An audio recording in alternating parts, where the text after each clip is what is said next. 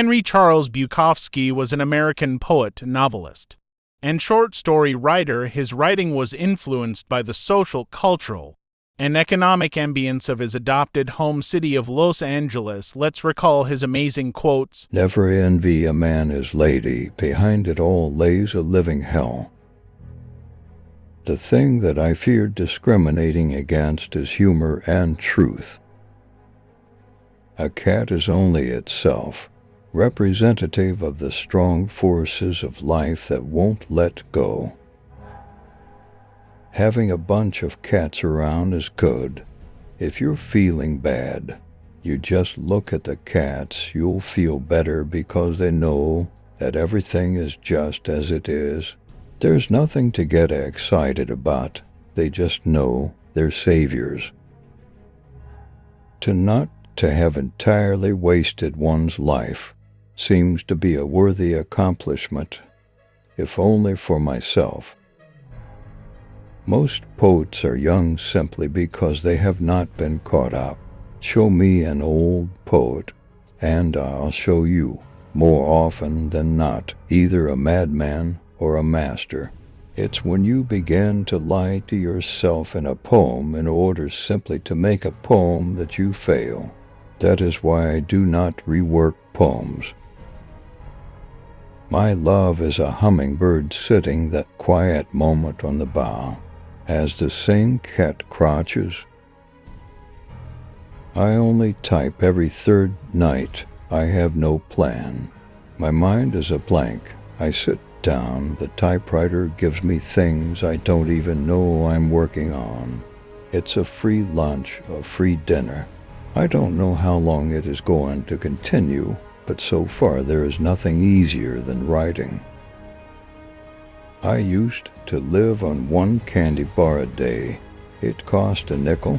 I always remember the candy bar was called Payday. That was my payday. And that candy bar tasted so good. At night I would take one bite, and it was so beautiful. You begin saving the world by saving one man at a time. All else is grandiose romanticism or politics. There are women who can make you feel more with their bodies and their souls, but these are the exact women who will turn the knife into you right in front of the crowd, of course.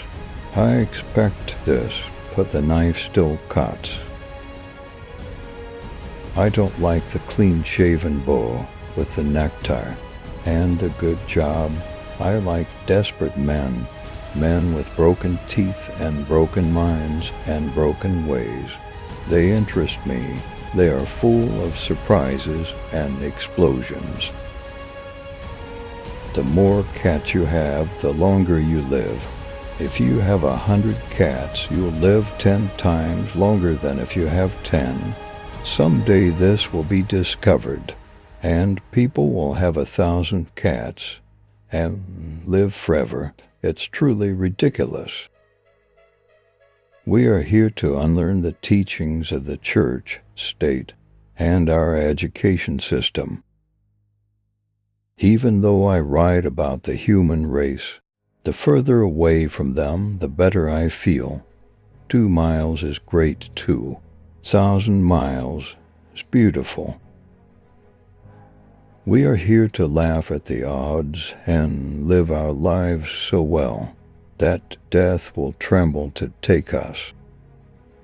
I kept writing not because I felt I was so good, but because I felt they were so bad, including Shakespeare, all those, the stilted formalism, like chewing cardboard.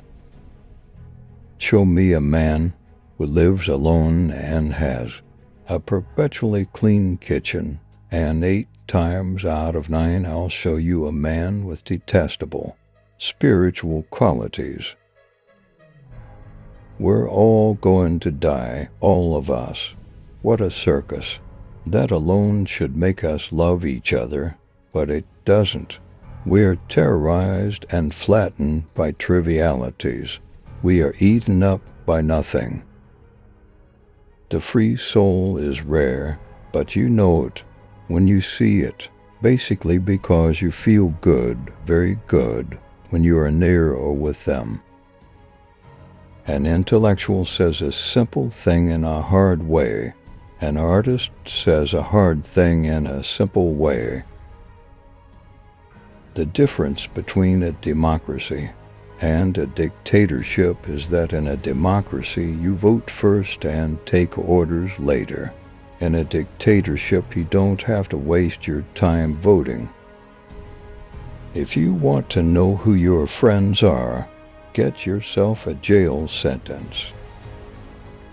I can relax with bums because I am a bum. I don't like laws, morals, religions, rules. I don't like to be shaped by society. Genius might be the ability to say a profound thing in a simple way. I do not like the human race. I don't like their heads.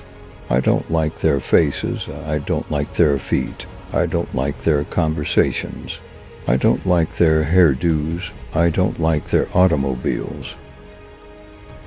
My days, my years, my life has seen up and downs, lights and darknesses. If I wrote only and continually of the light, and never mentioned the other, then as an artist I would be a liar. The male, for all his bravado and exploration, is the loyal one, the one who generally feels love. The female is skilled at betrayal and torture and damnation. My writing is jagged and harsh. I want it to remain that way. I don't want it smoothed out.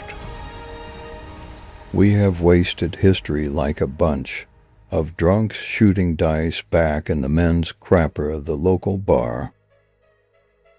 There will always be something to ruin our lives.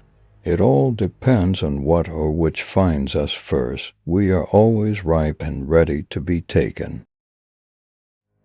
Somebody once asked me what mystery of life was, and I said, "Don't try, that fits the writing too. I don't try, I just type." When everything works best, it's not because you chose writing, but because writing chose you. It's when you're mad with it. It's when it's stuffed in your ears, your nostrils, under your fingernails. It's whenever there's no hope but that. I have not worked out my poems with a careful will, falling rather on haphazard and blind formulation of wordage, a more flowing concept, and a hope for a more new and lively path. I do personalize at times, but this only for the grace and elan of the dance. The female loves to play man against man, and if she is in a position to do it, there is not one who will resist.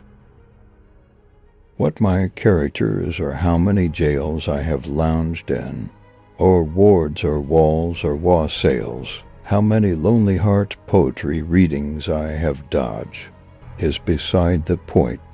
A man's soul or lack of it will be evident with what he can carve upon a white sheet of paper.